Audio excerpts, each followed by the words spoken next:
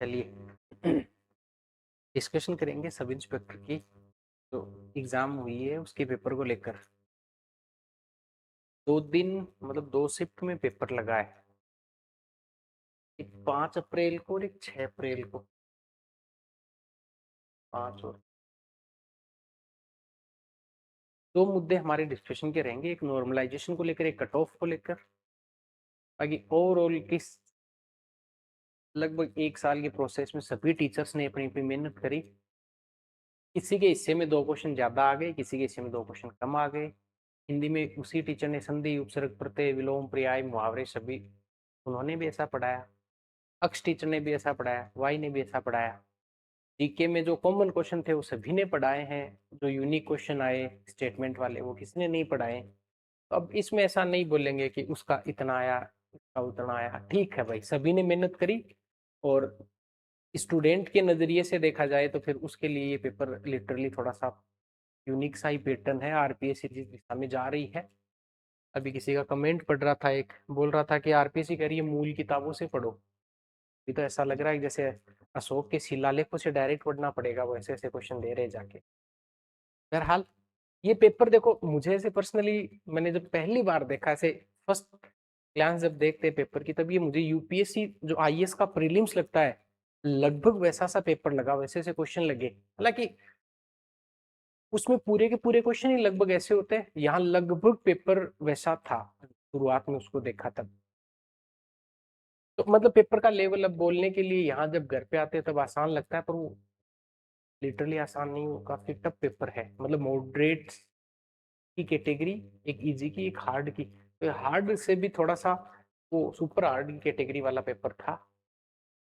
15 question आ जाना पढ़ाए हुए नोट्स में से, वो तेजा जी का घोड़ा, बाबू जी की घोड़ी, ये क्वेश्चन तो लिटरली आने ही होते हैं तो रेगुलरली। पर वो बाकी जो क्वेश्चन होते हैं वो बड़े टफ है, जो स्टेटमेंट वाले होते हैं, सीली मिस्टेक करने वाले क्वेश्चन बहुत सारे थे। यहाँ 2 दिन अपने को एग्जाम लगा, हिंदी का और जीके का, और यहाँ भी वो 2 पेपर, हिंदी और जीके। हिंदी मोर और लेस लगभग ऐसे सिमिलर सी रहती है, किसी में 1-2 क्वेश्चन हार्ड, किसी में 2 क्वेश्चन आसान। और जो पैटर्न हम पिछले 1 साल से बात करते आ रहे हैं, मुहावरे, लोकोक्ति और प्रशासनिक शब्दावली और एक वाक्य शुद्धि, ये 4 जो सेगमेंट है इनमें थोड़े से टफ क्वेश्चन, थोड़े से नहीं ठीक ठाक ही टफ क्वेश्चन आ रहे हैं। बाकी लगभग पेपर है वो पहले के पैटर्न पे चल रहा है। ये 20-22 क्वेश्चन है वो थोड़े से ठीक ठीक पूछे जा रहे हैं, उसमें भी कुछ क्वेश्चन रिपीट थे, खूब सारे रिपीट हो गए, तब थोड़ा फायदा हो गया। हिंदी का पेपर देखिए, 5 तारीख का और 6 तारीख का हिंदी वाले पेपर में मुझे कोई ऐसे कोई बहुत ज्यादा इसमें अनपेरिटी नहीं लगी, ये समानता सी है, मतलब दोनों पेपर लगभग समान है। हार्ड है, आसान नहीं है, पर हाँ इक्वल से हैं दोनों पेपर। जीके वाला, अब देखिए जीके वाला भाई अलग अलग मामला। जीके वाले पेपर का किसी ने कहा, जैसे मैं भी सुभाष जी का देख रहा था, उन्होंने कहा मुझे कंपेरेटिवली जीके वाला पेपर 5 का थोड़ा सा हार्ड लगा, मुझे 6 वाला पेपर थोड़ा सा हार्ड लगा। ये जो पेपर की हार्डनेस टफनेस होती है, वो जैसे मुझे कोई 4 क्वेश्चन मेरे पढ़े हुए थे और मुझे वो इस दिन वाले पेपर में लगे, तो मुझे लगा ये क्वेश्चन तो आसान है, क्योंकि मान लो 20 क्वेश्चन ऐसे थे जो हमारे देखे हुए नहीं होते हैं, उसमें से 4-5 मेरे कभी ऐसे पढ़े हुए थे। तो मुझे ये पेपर कंपेरेटिवली थोड़ा थोड़ा मतलब आसान नहीं, इसकी तुलना में मुझे थोड़ा सा क्या लगा, थोड़ा सा इजी लगा, थोड़ा इसकी तुलना में। बहुत हार्ड पेपर था, पर 6 तारीख की तुलना में थोड़ा सा 2-3 क्वेश्चन, 2-5 क्वेश्चन, 2-4 क्वेश्चन का आसान लगा। अब ये ना, जो पेपर का स्तर, जो लेवल होता है, वो पर्सन टू पर्सन वेरी करता है। जैसे मुझे कुछ क्वेश्चन हार्ड लगे, किसी को हो सकता है कि वो क्वेश्चन आसान लग जाए। इकोनॉमिक्स वाले को वो क्वेश्चन आसान लगेंगे जो मुझे हार्ड लगेंगे, पॉलिटी वाले मुझे मान लो आसान लगेंगे जो किसी हिस्ट्री वाले को हार्ड लगेंगे। तो जब नॉर्मलाइजेशन की प्रक्रिया होती है, मैं आपको ये पहले क्लियर करूं, ये पब्लिक स्टूडेंट ओपिनियन पर नहीं होती है, ये पेपर एक्सपर्ट की ओपिनियन पर डिपेंड करती है। अगर आपको इस बात से अवेयर है तो पेपर जो सेटर होते हैं, आरपीएससी का जो पैनल है सब्जेक्ट एक्सपर्ट का, वो पैनल तय करता है। तो इसमें एक थ्योरी तो ये कट गई कि मुझे कौन सा पेपर हार्ड लगता है और अक्सर को कौन सा पेपर हार्ड लगता है, किसको नंबर बढ़ाएंगे किसको घटाएंगे। ये ना स्टूडेंट ओपिनियन होती है ना टीचर्स ओपिनियन होती है। ओपिनियन किसकी होगी, ये आरपीएससी के जो वो एक पैनल बनाएंगे 7 लोगों का 6 लोगों का, वो पेपर को दोनों को एनालाइज करते हैं, हिंदी वाले को भी और जीके वाले को भी। इसके लिए हिंदी के लिए अलग सब्जेक्ट एक्सपर्ट होंगे, वो पैनल बनेगा, जीके वाले के लिए एक अलग पैनल बनेगा। वो तय करेंगे कि कौन सा पेपर इन दोनों की तुलना में कौन सा पेपर हार्ड और कौन सा पेपर थोड़ा सा आसान है। अब वो भाई सीधी सी बात है, भगवान जानता है। अभी तक जो ट्रेंड ये फॉलो करते हैं, मतलब ये तुक्का है बाई चांस का, कि लास्ट वाला जो पेपर हो रहा है इनका, जो लास्ट दिन लास्ट सीट का पेपर होता है उसके कुछ ना कुछ ये फायदा देते हैं। पता नहीं है, ये शुद्ध तुक्का है जो मार रहा हूं मैं कि किसको क्या फायदा मिलता है। ये प्रॉपर जो डिपेंड करेगा वो करेगा इस पैनल पर, कि पैनल क्या तय करता है। तो ये ना स्टूडेंट की ओपिनियन होगी ना टीचर्स की ओपिनियन होगी, तो वो पैनल क्या रिकमेंड करता है। कई बार जो चीजें हमें दिखती है वैसी होती नहीं है, और जो हो जाता है वो हमें दिखता नहीं है। तो ये तो बात रही नॉर्मलाइजेशन की। अच्छा, तो कितने मार्क्स फिर बढ़ सकते हैं या घट सकते हैं, अगला सवाल आपके ये आएगा स्वाभाविक सा। कोई ड्रास्टिक चेंज नहीं आएगा, 2-4 नंबर, 2-5 नंबर, क्योंकि एक क्वेश्चन यहाँ पे 2 मार्क्स का है, तो 2-4 क्वेश्चन का वेरी, 2-3 क्वेश्चन का वेरी कर सकता है। 2 से 5 नंबर इधर उधर। मैं एक बार फिर बोल रहा हूँ, हो सकता है वो 5 वालों को दे दे, हो सकता है वो 6 वालों को दे दे। हिंदी में नहीं दिए जाने चाहिए क्योंकि हिंदी में लगभग बराबर है। पर जब वो फाइनल हो मार्क्स, जब आप अपनी मार्कशीट देखते हो तब लगता है यार ये पेपर तो हार्ड था, नंबर भी नहीं के काट लिए। पता नहीं चलता कई बार इन चीजों का, और आपके हाथ में कुछ होता भी नहीं उस टाइम में। तो ये नॉर्मलाइजेशन का तो ऐसा नहीं है कि कोई बहुत बड़ा ऐसा कि यार ये तो बस उथल पुथल ही हो गया है, वो 2-5 नंबर का वेरिएशन आएगा।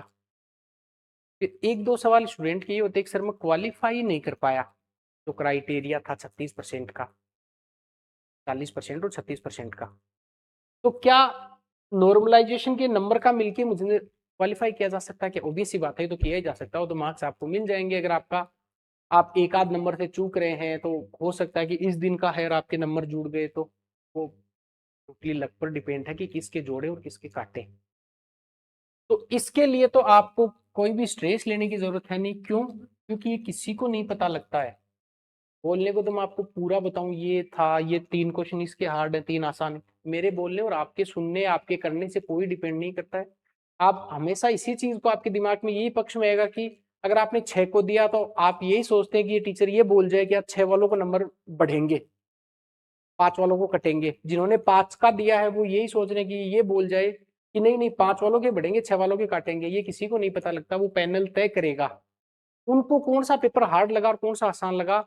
उनका टोटल डिस्क्रिशन है, इस मतलब विवेक है उनका, वो अपने हिसाब से तय करेंगे। इसका तो कोई हम मुद्दा डिस्कशन करेंगे नहीं। ठीक, तो एक तो ये आपके क्लियर हो गया नॉर्मलाइजेशन का क्या मामला है, वो ही जानते हैं। हिंदी में मुझे लगता नहीं कुछ भी इधर उधर होगा, दोनों पेपर हार्ड थे पर इक्वल थे।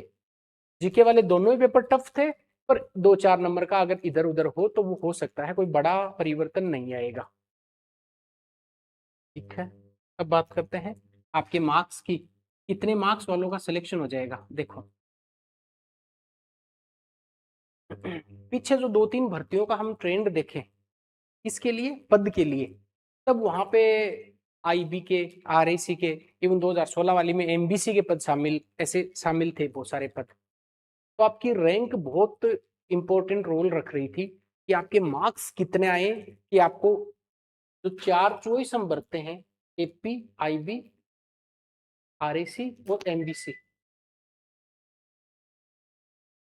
जो पीछे भर्तियां हुई अब से पहले, उसमें आप ये जो प्रेफरेंस डालें, इसमें आपकी रैंक का बहुत बड़ा रोल था कि आप किस रैंक पे सिलेक्ट हुए हैं।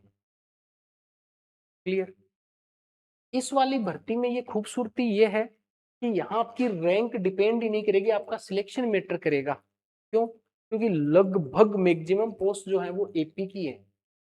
तो ऐसा मानो कि एक आरएएस की भर्ती आई 500 पदों के लिए, उसमें 450 एसडीएम के पद हैं, तब वो रैंक डिपेंड ही नहीं करेगी, फिर आपका सिलेक्शन डिपेंड करता है कि रैंक 1 को भी एसडीएम मिलेगा, रैंक 79 को भी एसडीएम मिलेगा। इधर भी कुछ ऐसा ही है। तो आपके लिए एक घबराहट ये कम हो गई कि आप बनेंगे थाने के थानादार ही, चाहे रैंक आपकी 1 आए, चाहे आपकी रैंक 191 भी आए। ये पहले थोड़ा सा गड़बड़ था। अब इस घबराहट को तो दूर कर देंगे, यार बस कैसे भी करके इन हो जाएं, अंदर आ जाएं, आपको एपी ही मिलेगा, उसकी घबराहट कोई खास है नहीं। तो क्योंकि बहुत सारे ऐसे हैं जिन्होंने आईबी अपनी फर्स्ट प्रेफरेंस भी भर रखा है, कई गर्ल्स ने, तो फिर भी आपको फायदा है, क्योंकि जो लोग इसमें जाना चाह रहे हैं उनको मैक्सिमम को मिल जाएगा। मुद्दा केवल रैंक का नहीं है, मुद्दा केवल सिलेक्शन का है। अब जो काम की बात है उसको कर लेते हैं। अब आपको इन होना है, इन होना तो इसमें एक फैक्टर और है। जैसे एक होती है वन डे एग्जाम, एक दिन वाली परीक्षा। देखो वन डे एग्जाम में क्या होता है कि जैसे मान लो स्कूल लेक्चरर है, सेकंड ग्रेड है, ईयूआरओ की भर्ती है, ये ऐसी परीक्षाएं होती है इसमें एग्जाम के साथ ही आपका सिलेक्शन हो जाता है। क्लियर? ना इंटरव्यू की प्रोसेस होती है, ना कोई फिजिकल की प्रोसेस होती है। तो जो भर्तियां सिंगल स्टेज की भर्तियां होती हैं, एक स्टेज की ओनली, इसमें वन स्टेज होता है कि आपका एग्जाम दिया, कट ऑफ आ गई, डॉक्यूमेंट वेरिफिकेशन किया, ज्वाइनिंग मिल गई, वहां कट ऑफ अलग रहती है। ये भर्ती चूंकि 3 चरण में चलेगी, और पढ़ने वाले बच्चों के लिए सबसे हार्ड जो चरण है वो लिटरली सेकंड चरण इसका हार्ड है, जो कि फिजिकल का, आपका फिजिकल क्लियर करने के लिए। जैसे पिछली बार लिया बहुत टफ फिजिकल इन्होंने लिया, बहुत हर एक पैरामीटर को ढंग से देखा। तो अगर ऐसा होता है जिन भर्तियों में कि उनमें दूसरा फिजिकल का चरण आ जाता, वहां पे कट ऑफ अपने आप ड्रास्टिकली नीचे गिरती है, वो इसमें भी ऐसा होगा। क्योंकि ये कोई वनडे नहीं एग्जाम दिया और फिर आपके मार्क्स के आधार पर आपको ज्वाइनिंग मिल गई, अभी तो इसमें चरण शुरू होंगे। इसमें क्या होगा कि जैसे 1000 पद में भी एक बार रफली लेके चल रहा हूं, इसका लगभग अगर मैं ठीक से याद कर पा रहा हूं तो शायद 10 गुना, एक बार मैं स्कोर क्लियर कर लूंगा, 10 गुना लोग फिजिकल के लिए बुलाते हैं, इसमें क्लियर करेंगे। इसका मतलब ये पक्का है कि 10,000 बच्चे यहाँ पे पास कर रहे हो, 10,000। फिर इसका जो फिजिकल क्लियर करेंगे, जैसे फिजिकल होगा आपके 100 नंबर का, तो यहाँ जो रिटर्न के आपके मार्क्स हैं, जैसे अक्स नंबर में जोड़ रहा हूं, अक्स, चलो इससे अक्स से आपको घबराहट होगी, जितने भी मार्क्स आए आपके रिटर्न में और आपने फिजिकल में जितने मार्क्स प्राप्त किए उनको प्लस कर देंगे। फिजिकल मान लो आपको 100 आए, उसके आधार पर आपको इंटरव्यू के लिए बुलाएंगे। अब इंटरव्यू में जो मार्क्स आपके आएंगे, भाई 2 ही मार्क्स एक साथ जुड़ सकते हैं, तो इंटरव्यू वाले मार्क्स जुड़ेंगे तो फिजिकल वाले मार्क्स आपके काट देंगे। मतलब ये फिजिकल वाले तो केवल इंटरव्यू तक पहुंचने के लिए हैं। अगर आपको समझ में किसी भी बच्चे को नहीं आ रहा तो मैं इसका एक सेपरेट वीडियो और बना दूंगा कि क्या होगा इस पे। अभी आप इतना समझे कि ये इस आधार पर आपको फिर फाइनल मेरिट तय होती है, और फिर इसमें मेडिकल प्रोसेस होता है जो कि बहुत टफ नहीं होगा। इसका मतलब 10,000 बच्चे भी पास होने वाले हैं। अब 2016 वाली की बात करें, जब वो 18 में हुई, उसमें 201 या 200 इतना जिनके था उनको फिजिकल के लिए बुला लिया 400 में से। लास्ट जो भर्ती हुई थी उसमें जो 233 नंबर जिसके थे उनको फाइनली फिजिकल के लिए उनका कॉल हो गया। अब मुझे ऐसा पर्सनली लगता है, क्योंकि कट ऑफ का तय तो अब कौन नहीं कर सकता है भाई, मुझे ऐसा पर्सनली लगता है कि जिसके, अगर दोनों पेपर की बात करें, जिसके हिंदी वाले पेपर में और इवन जीके वाले पेपर में, देखो हिंदी में 75 मार्क्स है पढ़ने वाले बच्चों के लिए, ऐसा नहीं है कि बिल्कुल 60 नंबर ही, 8 क्वेश्चन ही, 75 क्वेश्चन जिसके ठीक है 75।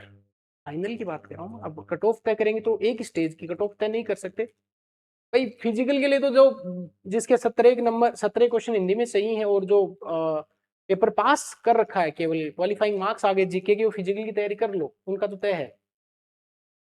75 75 के आसपास क्वेश्चन अगर हिंदी में 70 से 75 के बीच में, और यहाँ पे केवल आपका क्वालिफाई अगर आपने कर रखा है, जो क्वालिफाइंग का क्राइटेरिया जिस भी कैटेगरी में आप आ रहे हैं, अगर जीके वाला तो आपके क्वालिफाई है और हिंदी में अगर 70 से 75 नंबर हैं, बार बार ये नंबर सब निकल रहा है, मेरे क्वेश्चन की बात कर रहा हूँ, 75 के आसपास क्वेश्चन और यहाँ पे आप क्वालिफाई हैं, तो धूमधाम से आप फिजिकल की तैयारी करो।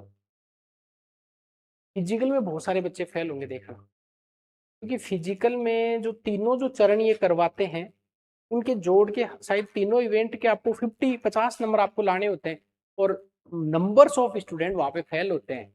इसलिए बहुत अच्छा पढ़ने वाला, जो कि आप सोच रहे कि वो आईएएस की तैयारी कर रहा था, कुछ बच्चे ऐसे थे सर ये आईएएस की कर रहा था या आरएएस का इंटरव्यू दिया हुआ था, वो बच्चे फिजिकल में लेक कर जाएंगे, क्योंकि फिजिकल अभी से हल्के में आप लेना शुरू कर देंगे।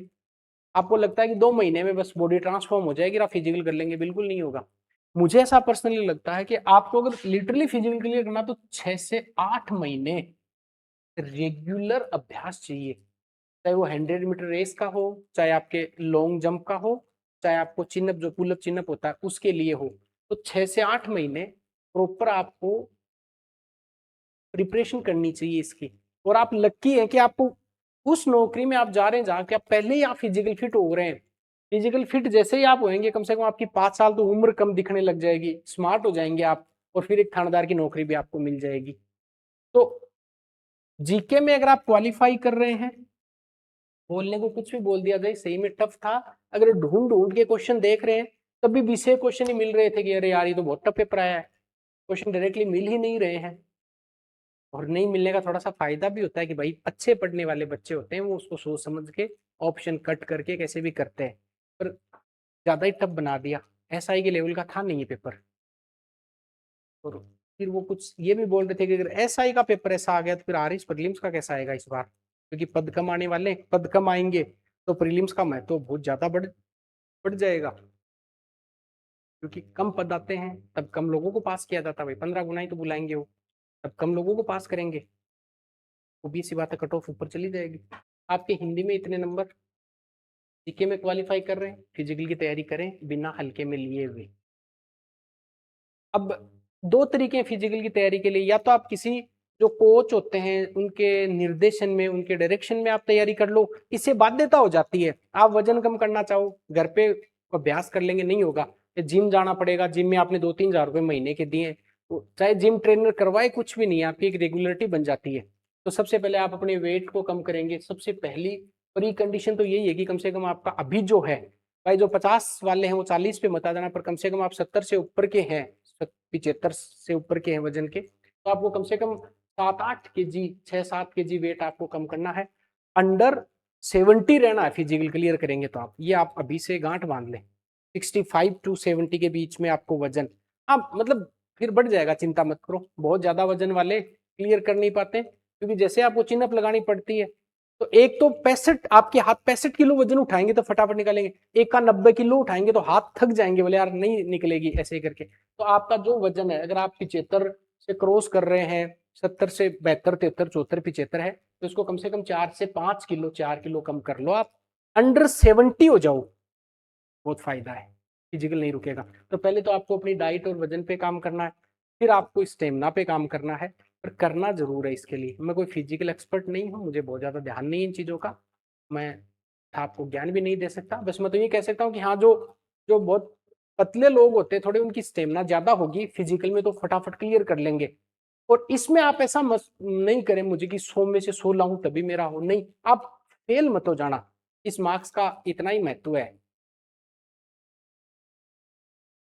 6 से 8 महीने तैयारी, 2 से 2.5 घंटे आप फिजिकल को देर, बाकी आपने जिन्होंने अच्छी तैयारी करी है, इस पेपर में आप क्वालिफाई कर पा रहे हैं, इसका मतलब आप प्रिपरेशन के अच्छे लेवल पर हैं। आपको आरएस प्रीलिम्स की अच्छी तैयारी करनी है, क्या पता ट्रेनिंग में ही आप आरएस लग जाए तो डीएसपी बन जाए, तो 20 साल आप आगे चले जाएंगे आपके सारे साथ वालों से, क्योंकि वो डीएसपी बनेंगे उनको 18-20 साल लगेंगे, और आप 6-8 महीने की तैयारी में डीएसपी बन जाएंगे। तो क्या आपका ट्रेनिंग जब एसआई की करें तभी न्यूज मिले आपको कि आप आ रहे सिलेक्ट हुए, डीएसपी बन गए, ये कट ऑफ है भाई। तो अभी से आप तैयारी शुरू करना चालू कर दें। जिनका है, जिनका by the way cut off में कुछ भाई क्लियर करने में रह रहा है, पेपर क्वालिफाई नहीं हो रहा है, उनका तो क्या ही बता सकते हैं। गर्ल्स के लिए गोल्डन अपॉर्चुनिटी है नौकरी, अगर इतने एक नंबर है क्वालिफाई कर रहे हैं तो आपका काम बहुत अच्छे से जम जाएगा। ठीक है, बाकी आरएस के लिए जो प्रिपरेशन करना चाहते हैं आप हमसे जुड़े, तैयारी करवा रहे हैं। अभी आरएस की भर्ती पर हम आज शाम को बात करने वाले हैं, होगी नहीं होगी, क्या होगा क्या नहीं होगा, इसके लिए फिर हम सेपरेटली बात कर लेंगे। कोई भी आपकी क्यूरी है, कोई डाउट है, तो इसके लिए वो नंबर, आप एप्लीकेशन इंडियन एजुकेटर आपके पास होगा ही, और हमने जितना पढ़ाया कितना आया उसका वो छुपा हुआ इसलिए नहीं है क्योंकि हम बैच में बच्चे कम थे। इसकी तुलना में यूट्यूब पे 10,000 बच्चे क्लास देख रहे थे, भाई बैच में तो 1,000 बच्चे होंगे। यूट्यूब पे सारी की सारी क्लासेस पड़ी हुई है, आधा दिन लगेगा, देख लें कि मैंने जो प्रियोरिटी पढ़ाए वो आए कि नहीं आए। हमसे ये नहीं हो पाएगा, जो विलोम पढ़ाए कि नहीं आए, और जिनको देना है प्रमाण वो तो हमसे रेगुलर जुड़े हुए हैं, तो उनको पता ही है कि उनको वापस प्रमाण क्या दें। उनके खुद के ही मैसेज आ रहे हैं कि ठीक ठाक सेट हो गया मामला। ये है, ये वाले नंबर है, बाकी ठीक है, अपने मुंह मियाँ मिट्ठू क्या ही बनना है।